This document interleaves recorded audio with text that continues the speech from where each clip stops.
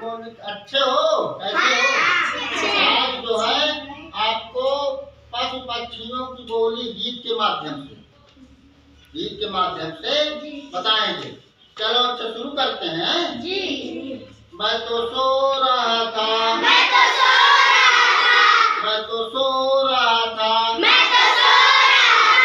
मुझे मुर्गे ने जगाया,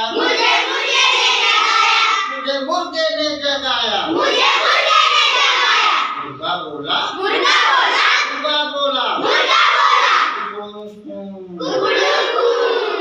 मुर्गा बोला,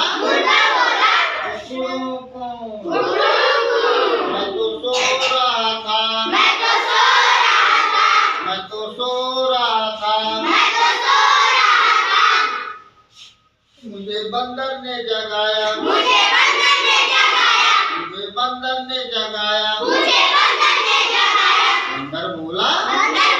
बंदर बोला, खो।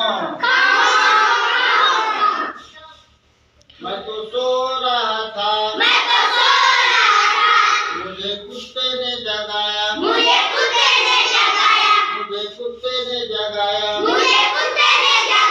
कुत्ता बोला, भाव।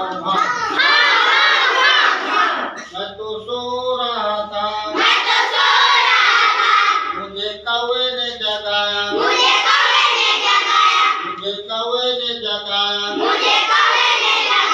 कौवा बोला, काव। मैं तो सो रहा था, मुझे बिल्ली ने जगाया,